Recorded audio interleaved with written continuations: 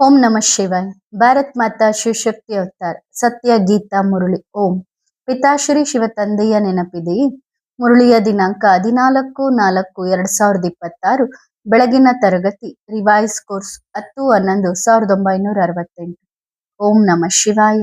ಸೇವಾದಾರಿ ಮಕ್ಕಳೇ, ಅಂತ್ಯದಲ್ಲಿ ಎಲ್ಲಾ ಪತ್ರಿಕೆಗಳಲ್ಲಿಯೂ ಬರುತ್ತದೆ, ಎಲ್ಲರಿಗೂ ಸಂದೇಶ ಸಿಗುತ್ತದೆ, ಎಲ್ಲಾ ಧರ್ಮದವರಿಗೂ ಗೊತ್ತಾಗುತ್ತದೆ.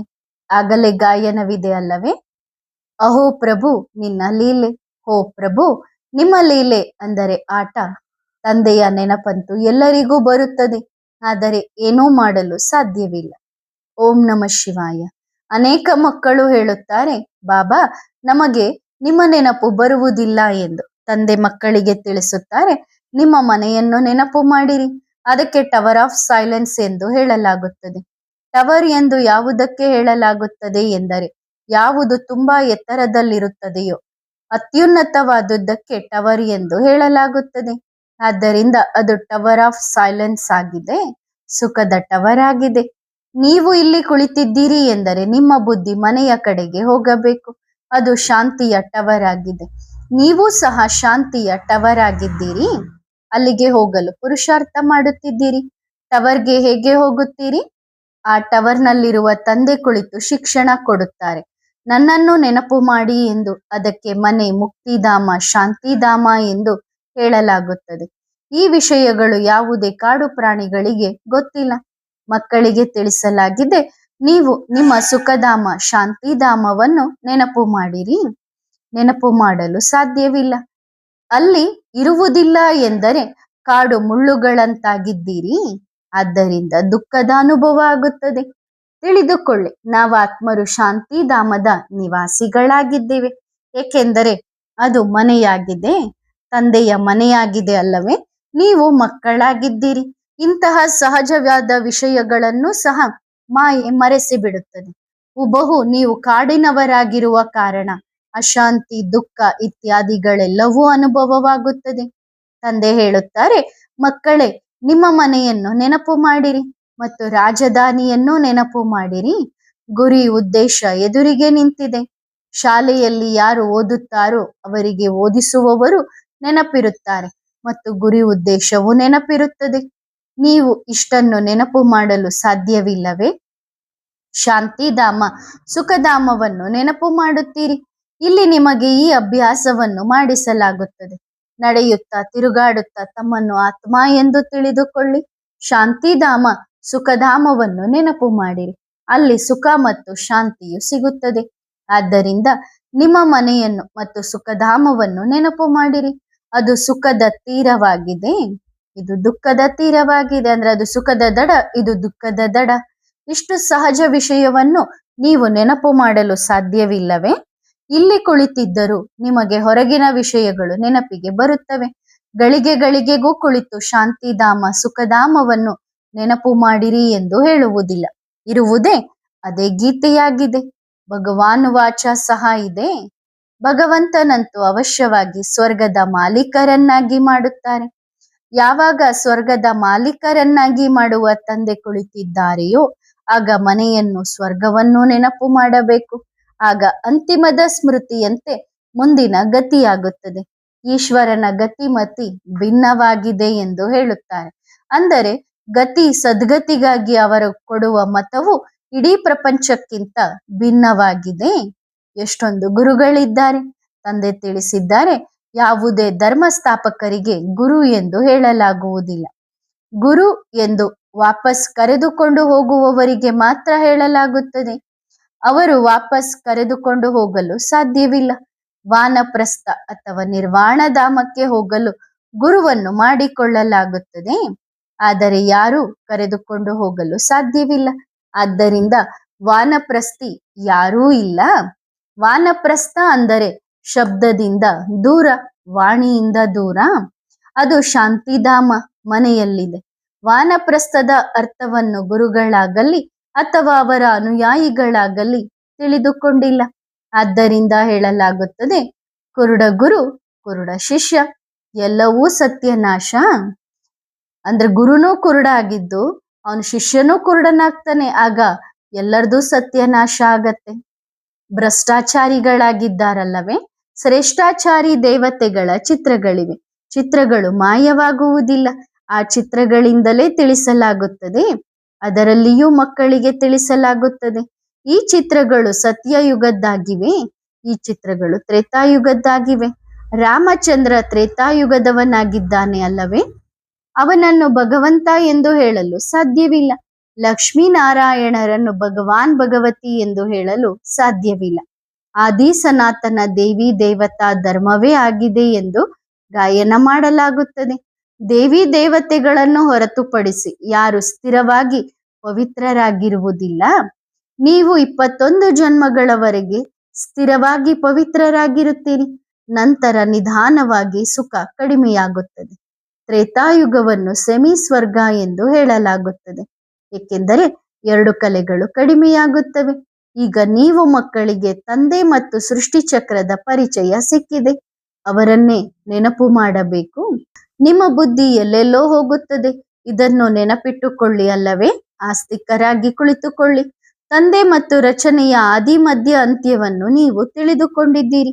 ಆ ವೃಕ್ಷದ ಆದಿ ಮಧ್ಯ ಅಂತ್ಯ ಎಂದು ಹೇಳುವುದಿಲ್ಲ. ಅದಕ್ಕೆ ಕೇವಲ ಆದಿ ಮತ್ತು ಅಂತ್ಯ ಇರುತ್ತದೆ. ಇದರ ಆದಿ ಮಧ್ಯ ಅಂತ್ಯದ ಬಗ್ಗೆ ನಿಮಗೆ ತಿಳಿಸಲಾಗುತ್ತದೆ. ಮಧ್ಯದಲ್ಲಿ ರಾವಣನ ರಾಜ್ಯ ಶುರುವಾಗುತ್ತದೆ. ಅಂದರೆ ಮುಳ್ಳಾಗಲು ಶುರುವಾಗುತ್ತಾರೆ. ಯಾವುದು ಹೂವುಗಳ ತೋಟವಾಗಿದೆಯೋ ಅದು ಕಾಡಾಗಲು ಶುರುವಾಗುತ್ತದೆ. ಈ ಸಮಯದಲ್ಲಿ ಜಡ್ಜಡೀಭೂತ ಸ್ಥಿತಿ ತಮೋಪ್ರಧಾನವಾಗಿದೆ. ಈಗ ಮತ್ತೆ ಹೂಗಳ ತೋಟದ ಕಸಿ ಮಾಡಲಾಗುತ್ತದೆ. ಇಲ್ಲದಿದ್ದರೆ ಪ್ರಳಯವಾಗುತ್ತದೆ. ಪ್ರಳಯ ಅಂದರೆ ಜಲಮಯವಂತೂ ಆಗುವುದಿಲ್ಲ. ಭಾರತವಂತೂ ಹಾಗೆಯೇ ಉಳಿದುಕೊಳ್ಳುತ್ತದೆ. ಮಕ್ಕಳಿಗೆ ಗೊತ್ತಿದೆ, 4 ಕಡೆ ಜಲಮಯವಾಗುತ್ತದೆ. ಉಳಿದಂತೆ ಒಂದು ಭಾರತ ಮಾತ್ರ ಉಳಿದುಕೊಳ್ಳುತ್ತದೆ. ನಿಮಗೆ ಬಹಳಷ್ಟು ಜನರು ದೂರುತ್ತಾರೆ. ನೀವು ಕೇವಲ ಸಾವು ಸಾವು ಎಂದೇ ಹೇಳುತ್ತಿರುತ್ತೀರಿ. ಏನಾದರೂ ಶುಭ ಮಾತುಗಳನ್ನಾಡಿರಿ ಎಂದು. 7 ವರ್ಷಗಳಲ್ಲಿ ಸಾವಾಗುತ್ತದೆ, 8 ವರ್ಷಗಳಲ್ಲಿ ಸಾವಾಗುತ್ತದೆ. ಸಾವಿನ ವಿಷಯವನ್ನೇ ನೀವು ಮಾತನಾಡುತ್ತೀರಿ, ಹೇಳುತ್ತೀರಿ ಎಂದು ಹೇಳುತ್ತಾರೆ. ನಾವು ಹೇಳುತ್ತೇವೆ, ಪವಿತ್ರತೆ, ಸುಖ, ಶಾಂತಿಯ ರಾಜ್ಯ ಸ್ಥಾಪನೆಯಾಗುತ್ತಿದೆ. ಗುಪ್ತ ವೇಷದಲ್ಲಿ ಈ ಸ್ವರ್ಗದ ಸ್ಥಾಪನೆಯಾಗುತ್ತಿದೆ. ಇಷ್ಟೊಂದು ಮನುಷ್ಯರು ಯಾವಾಗ ವಾಪಸ್ ಹೋಗುತ್ತಾರೋ ಆಗಲೇ ಸುಖ ಶಾಂತಿ ಸ್ಥಾಪನೆಯಾಗುತ್ತದೆ ತಾನೆ. ನಾವು ಶುಭ ಮಾತುಗಳನ್ನಾಡುತ್ತೇವೆ, ಶುಭ ನುಡಿಯುತ್ತೇವೆ. ತಂದೆಗೆ ಹೇಳುತ್ತಾರೆ, ಬಾಬಾ ಬನ್ನಿರಿ, ನೀವು ಬಂದು ನಮ್ಮನ್ನು ಪವಿತ್ರರನ್ನಾಗಿ ಮಾಡಿ ವಾಪಸ್ ಮನೆಗೆ ಕರೆದುಕೊಂಡು ಹೋಗಿರಿ. ಆದ್ದರಿಂದ ನೀವು ಶುಭ ನುಡಿಯುತ್ತೀರಿ.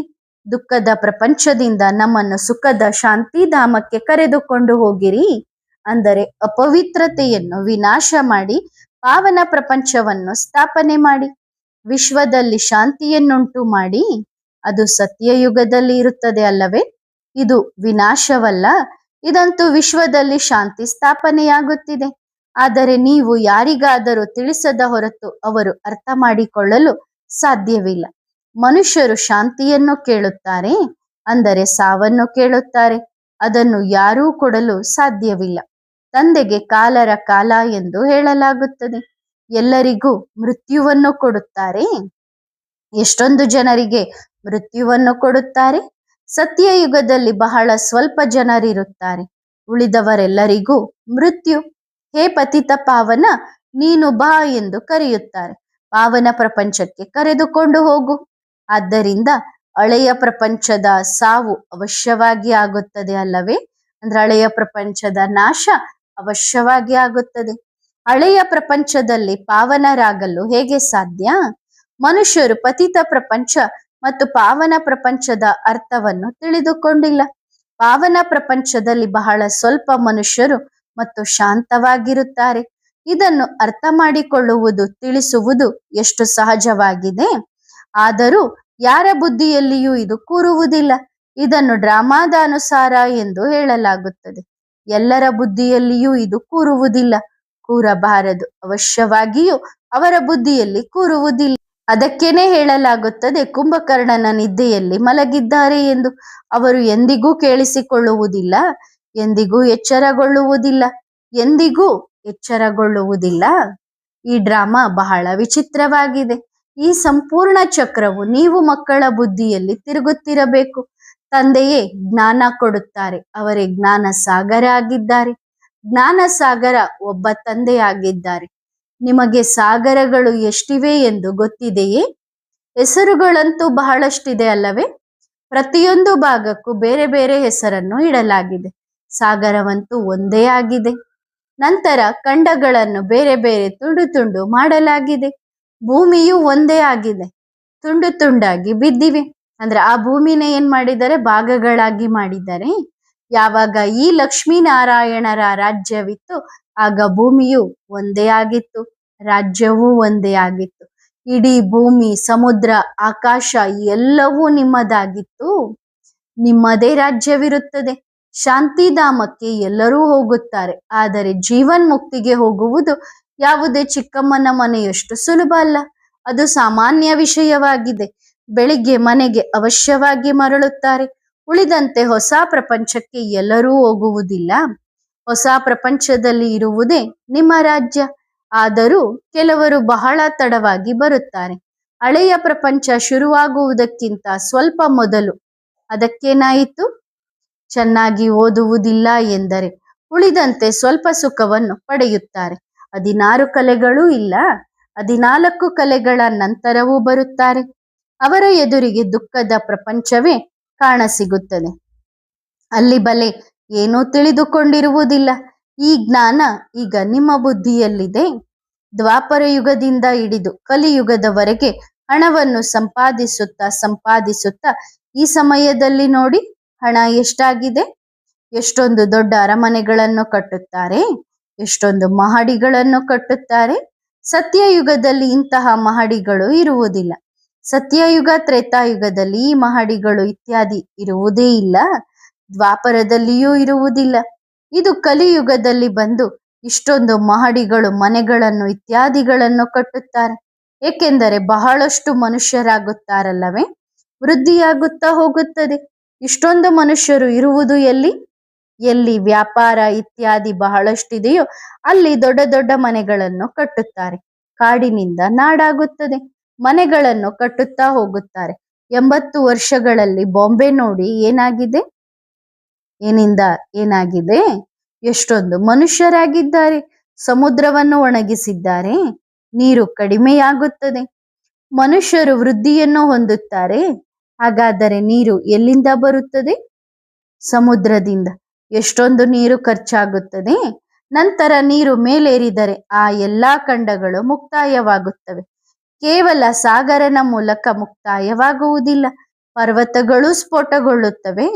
ಆಗ ಅಕ್ಕಪಕ್ಕದ ಎಲ್ಲವನ್ನೂ ಸುಟ್ಟು ಹಾಕುತ್ತವೆ. ಇದು ಆಶ್ಚರ್ಯವಾಗಿದೆ ಅಲ್ಲವೇ? ಬಹಳ ಜೋರಾಗಿ ಪರ್ವತಗಳು ಸ್ಫೋಟಗೊಳ್ಳುತ್ತವೆ. ಅದರಿಂದ ಬೆಂಕಿ ಹೊರಬರುತ್ತದೆ. ಈ ಎಲ್ಲಾ ವಿಪತ್ತುಗಳು ಬರಲಿವೆ.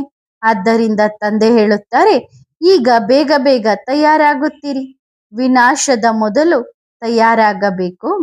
ತಂದೆ ಬಂದಿರುವುದೇ ವಿನಾಶಕ್ಕಾಗಿ. ತಂದೆಯೂ ನೋಡುತ್ತಾರೆ ಸಂಪೂರ್ಣ ಬೆಂಕಿ ಹತ್ತಿಕೊಂಡಿದೆ ಎಂದರೆ ನಂತರ ಹೊರಟು ಹೋಗುತ್ತಾರೆ. ತಂದೆ ಎಲ್ಲರನ್ನು ಜೊತೆಗೆ ಕರೆದುಕೊಂಡೇ ಮನೆಗೆ ಹೋಗುತ್ತಾರೆ. ಇದು ಅವಶ್ಯವಾಗಿ ಆಗಬೇಕಿದೆ. ಆದರೆ ಈ ಪಾಪದವರಿಗೆ ಈ ಶಾಸ್ತ್ರಗಳನ್ನು ಹೇಳುವವರು ಸಮಯದ ಬಗ್ಗೆ ಸುಳ್ಳು ಕಥೆಗಳನ್ನು ಹೇಳಿದ್ದಾರೆ. ಅಂದ್ರೆ ಪಾಪ ಮನುಷ್ಯರಿಗೆ ಶಾಸ್ತ್ರಗಳು ಹೇಳುವವರು ಸುಳ್ಳು ಹೇಳಿದ್ದಾರೆ. ಈಗ ನಿಮಗೆ ಗೊತ್ತಿದೆ, ಇದು ಆ ಗೀತಾಧ್ಯಾಯ ಆಗಿದೆ. ಇದರಲ್ಲಿ ದೇವಿ ದೇವತೆಗಳ ರಾಜ್ಯ ಸ್ಥಾಪನೆಯಾಗುತ್ತದೆ ಮತ್ತು ಎಲ್ಲಾ ಧರ್ಮಗಳು ವಿನಾಶವಾಗುತ್ತವೆ. ಭಗವಂತನು ಆಡಿರುವುದು ಒಂದೇ ಗೀತೆ. ಉಳಿದಂತೆ ಏನೆಲ್ಲ ಓದುತ್ತಿರುತ್ತಾರೆಯೋ ಅದೆಲ್ಲವೂ ಹಳೆಯ ಕಥೆಗಳಾಗಿವೆ. ಇಂತಹ ವಿಷಯಗಳನ್ನು ಧಾರಣೆ ಮಾಡಿಕೊಂಡು ನಂತರ ತಿಳಿಸಬೇಕು. ಕೆಲವರು ಹೇಳುತ್ತಾರೆ ನಮಗೆ ಧಾರಣೆಯಾಗುವುದಿಲ್ಲ ಎಂದು. ಅದಕ್ಕೂ ಬಾಬಾ ಹೇಳುತ್ತಾರೆ, ನಾವು ಅದರಲ್ಲಿ ಏನು ಮಾಡೋಣ? ರಾಜಧಾನಿ ಸ್ಥಾಪನೆಯಾಗುತ್ತಿದೆ. ಅಂದ್ರೆ ನಿಮಗ್ ಧಾರಣೆ ಆಗ್ತಿಲ್ಲ ಅಂದ್ರೆ ನಾನೇನ್ ಮಾಡ್ಲಿ? ನೀವು ಧಾರಣೆ ಮಾಡ್ಕೊಳ್ಳೋ ಪ್ರಯತ್ನ ಮಾಡ್ಬೇಕು. ಮಾಡ್ತಿಲ್ಲ ಅಂದ್ರೆ ರಾಜಧಾನಿ ಅಂತೂ ಸ್ಥಾಪನೆ ಆಗ್ತಿದೆ. ಅದರಲ್ಲಿ ಎಲ್ಲರೂ ಬೇಕು ಅಂತ ಬಾಬಾ ಹೇಳ್ತಾರೆ. ಅಂದ್ರೆ ರಾಜ, ರಾಣಿ, ಪ್ರಜೆ, ದಾಸ ದಾಸಿಯರು ಎಲ್ಲರೂ ಬೇಕು. ತಂದೆಯಲ್ಲಿ ಕೃಪೆ ತೋರುವಷ್ಟು ಶಕ್ತಿ ಇದ್ದರೆ ಎಲ್ಲರನ್ನೂ ಶ್ರೇಷ್ಠರನ್ನಾಗಿ ಮಾಡುತ್ತಿದ್ದರು. ಆದರೆ ಆ ರೀತಿಯಲ್ಲ. ರಾಜಧಾನಿ ನಂಬರ್ ವಾರ್ ಆಗಿಯೇ ಆಗಬೇಕಿದೆ. ಇದನ್ನು ಯಾರಾದರೂ ಅರ್ಥ ಮಾಡಿಕೊಳ್ಳುತ್ತಾರೆ? ಶಿವಬಾಬಾ ಭಗವಂತ ಬಂದಿದ್ದಾರೆ ಎಂದರೆ ಅವಶ್ಯವಾಗಿ ಹೊಸ ಪ್ರಪಂಚದ ಉಡುಗೊರೆಯನ್ನೇ ತರುತ್ತಾರೆ. ತಂದೆ ಅವಶ್ಯವಾಗಿ ಹೊಸ ಪ್ರಪಂಚದ ಸ್ಥಾಪನೆಗಾಗಿಯೇ ಬರುತ್ತಾರೆ ಮತ್ತು ಸಂಗಮ ಯುಗದಲ್ಲಿಯೇ ಬರುತ್ತಾರೆ ಹೊಸ ಪ್ರಪಂಚದ ಸ್ಥಾಪನೆ ಮಾಡಲು. ಯಾರಿಗೆ ನಿಶ್ಚಯವೇ ಇಲ್ಲವೋ ಅವರೊಂದಿಗೆ ಬಲೆ ಎಷ್ಟೇ ತಲೆ ಚಚ್ಚಿಕೊಂಡರೂ ಎಂದಿಗೂ ಅವರು ಸುಧಾರಣೆಯಾಗುವುದಿಲ್ಲ. ತಂದೆಯ ಆಗಮನದ ಸಂದೇಶವನ್ನು ಅವಶ್ಯವಾಗಿ ಕೊಡಬೇಕು. ಮುಂದೆ ಹೋಗಿ ಪತ್ರಿಕೆಗಳಲ್ಲಿಯೂ ಜೋರಾಗಿ ಸಂದೇಶ ಬರುತ್ತದೆ. ಹೇಗೆ ಪತ್ರಿಕೆಗಳ ಮೂಲಕ ಹೆಸರು ಹಾಳಾಗಿದೆಯೋ ಹಾಗೆಯೇ ಪತ್ರಿಕೆಗಳ ಮೂಲಕವೇ ಹೆಸರು ಪ್ರತ್ಯಕ್ಷ ಆಗುತ್ತದೆ, ಪ್ರಸಿದ್ಧಿಯೂ ಆಗುತ್ತದೆ. ಎಲ್ಲ ಪತ್ರಿಕೆಗಳಲ್ಲಿ ಯಾವೆಲ್ಲ ಭಾಷೆಗಳಿವೆಯೋ ಎಲ್ಲದರಲ್ಲಿಯೂ ನಿಮ್ಮ ಹೆಸರು ಬರುತ್ತದೆ. ನಾವು ಎಲ್ಲಿಗೆ ಹೋಗಬೇಕಾಗುತ್ತದೆ ಎಂದು ತಿಳಿದುಕೊಳ್ಳಬೇಡಿ. ಎಲ್ಲಿಗೂ ಹೋಗಬೇಕಾಗಿಲ್ಲ. ಪತ್ರಿಕೆಗಳ ಸೇವೆಯಾಗಬೇಕಿದೆ. ಅವುಗಳ ಮೂಲಕವೇ ಕೇಳುತ್ತಾರೆ. ಭಗವಾನ್ ವಾಚ, ನನ್ನೊಬ್ಬನನ್ನೇ ನೆನಪು ಮಾಡಿರಿ, ಆಗ ನಿಮ್ಮ ಪಾಪಗಳು ಕತ್ತರಿಸಿ ಹೋಗುತ್ತವೆ. ಗೀತೆಯಲ್ಲಿಯೂ ಇದೆ ತಾನೆ. ಪತ್ರಿಕೆಗಳಲ್ಲಂತೂ ಬರಲೇಬೇಕಿದೆ. ಯಾವಾಗ ಹೆಸರು ಪ್ರಸಿದ್ಧಿಯಾಗುತ್ತದೆಯೋ ಆಗ ಬರುತ್ತಲೇ ಇರುತ್ತದೆ. ಹೇಗೆ ಕಲ್ಪದ ಮೊದಲು ಬಂದಿತ್ತು, ಈಗಲೂ ಪತ್ರಿಕೆಗಳಲ್ಲಿ ಸಂದೇಶ ಬರುತ್ತದೆ. ಎಲ್ಲರಿಗೂ ಸಂದೇಶ ಸಿಗುತ್ತದೆ. ಇದೆಲ್ಲವೂ ಅದಕ್ಕಾಗಿಯೇ ಯುಕ್ತಿಗಳು ನಡೆಯುತ್ತಿವೆ. ಯಾರ ಬುದ್ಧಿಯಲ್ಲಾದರೂ ಕುಳಿತರೆ ತಕ್ಷಣ ಪತ್ರಿಕೆಗಳಲ್ಲಿ ಸಂದೇಶವನ್ನು ಹಾಕಲು ಶುರು ಮಾಡುತ್ತಾರೆ. ಎಲ್ಲಾ ಧರ್ಮದವರಿಗೂ ಗೊತ್ತಾಗುತ್ತದೆ. ಆಗಲೇ ಗಾಯನವಿದೆ ಅಲ್ಲವೇ? ಹೋ ಪ್ರಭು, ನಿನ್ನ ಲೀಲೆ. ತಂದೆಯ ನೆನಪು ಎಲ್ಲರಿಗೂ ಬರುತ್ತದೆ, ಆದರೆ ಏನೂ ಮಾಡಲು ಸಾಧ್ಯವಿಲ್ಲ. ಹೋ ಪ್ರಭು, ನಿಮ್ಮ ಲೀಲೆ ಅಂದರೆ ಆಟ. ಎಲ್ಲಾ ಪತ್ರಿಕೆಗಳಲ್ಲಿಯೂ ಬರುತ್ತದೆ. ಎಲ್ಲೆಲ್ಲಿಯೂ ಪತ್ರಿಕೆಗಳ ಮೂಲಕವೇ ಗೊತ್ತಾಗುತ್ತದೆ. ವಿನಾಶದ ಸಮಯವೂ ಬರಬೇಕಿದೆ. ಡ್ರಾಮಾದ ಪ್ಲಾನ್ ಅನುಸಾರ ಹೇಗೆ ಕಲ್ಪದ ಮೊದಲು ಗೊತ್ತಾಗಿತ್ತು, ಈಗಲೂ ಗೊತ್ತಾಗುತ್ತದೆ. ಮುಂದೆ ಹೋಗಿ ನೋಡಿ. ಪತ್ರಿಕೆಯವರು ನಿಮ್ಮ ಸೇವೆಯನ್ನು ಎಷ್ಟು ಮಾಡುತ್ತಾರೆ. ನಿಧಾನವಾಗಿ ಸ್ಥಾಪನೆಯಾಗಬೇಕಿದೆ. ಕೇವಲ ಪುರುಷೋತ್ತಮ ಸಂಗಮ ಯುಗವನ್ನು ಮಾತ್ರ ನೀವು ಮಕ್ಕಳು ನೆನಪು ಮಾಡಿಕೊಳ್ಳಿರಿ. ಸಂಗಮ ಯುಗದ ನಂತರ ಸತ್ಯ ಯುಗವಿದೆ. ಸಂಗಮ ನೆನಪಿಗೆ ಬಂದರೆ ಸ್ವರ್ಗವೂ ನೆನಪಿಗೆ ಬರುತ್ತದೆ. ಇದನ್ನು ನೆನಪು ಮಾಡಿದರೂ ದಡ ಸೇರುತ್ತೀರಿ. ನಾವು ವಿಶ್ವದ ಮಾಲೀಕರಾಗುತ್ತೇವೆ. ಡ್ರಾಮಾದಲ್ಲಿ ಇದೆಲ್ಲವೂ ನೋಂದಾಯಿಸಲ್ಪಟ್ಟಿದೆ. ವಿನಾಶವು ಬಹಳ ಚೆನ್ನಾಗಿದೆ, ಆದರೆ ಅವರು ಹೆದರುತ್ತಾರೆ. ಆದರೆ ವಿನಾಶವಾಗದ ಹೊರತು ವಿಶ್ವದಲ್ಲಿ ಶಾಂತಿ ಹೇಗೆ ಸ್ಥಾಪನೆಯಾಗಲು ಸಾಧ್ಯ? ವಿನಾಶದ ಕಠಿಣ ಹೆಸರನ್ನು ಕೇಳಿ ಮನುಷ್ಯರು ಹೆದರುತ್ತಾರೆ. ವಿನಾಶದಲ್ಲಿ ಸ್ಥಾಪನೆ ಇದೆ, ಸ್ಥಾಪನೆಯಲ್ಲಿ ವಿನಾಶವಿದೆ. ಶಿವಬಾಬಾರವರಿಗೆ ಕೈಗಳಂತೂ ಇಲ್ಲವಲ್ಲವೇ? ಬ್ರಹ್ಮಾರವರ ಕೈಗಳನ್ನು ಕೆಲಸಕ್ಕೆ ಬಳಸಿಕೊಳ್ಳುತ್ತಾರೆ. ತಂದೆ ಹೇಳುತ್ತಾರೆ, ನಿಮಗಾಗಿ ಅಂಗೈಯಲ್ಲಿ ಸ್ವರ್ಗವನ್ನು ತಂದಿದ್ದೇನೆ. ಹೇ ಮಕ್ಕಳೇ, ನೀವು ತಿಳಿದುಕೊಳ್ಳುತ್ತೀರಿ. ಬಾಬಾ ನಮಗಾಗಿ ಉಡುಗೊರೆಯನ್ನು ತಂದಿದ್ದಾರೆ. ನಂತರ ನಾವು ಪುನರ್ಜನ್ಮವನ್ನು ಸ್ವರ್ಗದಲ್ಲಿಯೇ ಪಡೆಯುತ್ತೇವೆ. ಅಲ್ಲಂತೂ ಸುಖವೇ ಸುಖವಿದೆ. ಇಲ್ಲಿ ಇರುವುದೇ ನರಕ. ಆದ್ದರಿಂದ ಪುನರ್ಜನ್ಮವನ್ನು ನರಕದಲ್ಲಿಯೇ ಪಡೆಯುತ್ತಾರೆ. ಈಗ ನೀವು ತಿಳಿದುಕೊಳ್ಳುತ್ತೀರಿ, ಇದು ಸರಿಯಾದ ಮಾತಾಗಿದೆ. ಅಲ್ಲಿ ನೀವು ಸ್ವರ್ಗದಲ್ಲಿರುತ್ತೀರಿ ಎಂದರೆ ಪುನರ್ಜನ್ಮವನ್ನು ಸ್ವರ್ಗದಲ್ಲಿಯೇ ಪಡೆಯುತ್ತೀರಿ. ಪಾವನ ಪ್ರಪಂಚದಲ್ಲಿ ಅನೇಕ ಸುಖಗಳಿವೆ. ಒಬ್ಬ ತಂದೆಯೇ ಎಲ್ಲ ಬೇಹದ್ದಿನ ಮಕ್ಕಳಿಗೆ ಉಡುಗೊರೆಯನ್ನು ತರುತ್ತಾರೆ. ಅವರು ಬಂದು ಪಾತ್ರವನ್ನು ಅಭಿನಯಿಸಲೇಬೇಕಿದೆ. ಇದು ಆಶ್ಚರ್ಯವಾಗಿದೆ ಅಲ್ಲವೇ? ಇಷ್ಟು ಚಿಕ್ಕ ಆತ್ಮವಾಗಿದೆ, ಅದರಲ್ಲಿ ಸಂಪೂರ್ಣ ಪಾತ್ರ ನೋಂದಾಯಿಸಲ್ಪಟ್ಟಿದೆ. ಹಗಲು ರಾತ್ರಿಯ ವ್ಯತ್ಯಾಸವಿದೆ. ಉಬ್ಬುಗಳ ಮಧ್ಯದಲ್ಲಿ ಅದ್ಭುತ ನಕ್ಷತ್ರ ಹೊಳೆಯುತ್ತದೆ ಎಂದು ಹೇಳುತ್ತಾರೆ. ಆತ್ಮಕ್ಕೆ ನಕ್ಷತ್ರ ಎಂದು ಹೇಳಲಾಗುತ್ತದೆ. ಇದು ಅಕಾಲ ಮೂರ್ತಿಯಾಗಿದೆ. ಇದನ್ನು ಕಾಲ ನುಂಗುವುದಿಲ್ಲ. ಇದು ಸಾಕಾರ ಮೂರ್ತಿಯಾಗಿದೆ. ಇದನ್ನು ಅಂದರೆ ಶರೀರವನ್ನು ಕಾಲ ನುಂಗುತ್ತದೆ. ವೃಕ್ಷ ಮೊದಲು ಚಿಕ್ಕದಾಗಿರುತ್ತದೆ, ನಂತರ ಹಳೆಯ ಎಲೆಗಳು ಉದುರುತ್ತಾ ಹೋಗುತ್ತವೆ, ಹೊಸವು ಬರುತ್ತವೆ. ವೃಕ್ಷ ವೃದ್ಧಿಯನ್ನು ಹೊಂದುತ್ತಾ ಹೋಗುತ್ತದೆ. ಯಾವುದು ಉದುರುತ್ತವೆಯೋ ಅವು ಮತ್ತೆ ಜನ್ಮ ಪಡೆಯುತ್ತಿರುತ್ತವೆ.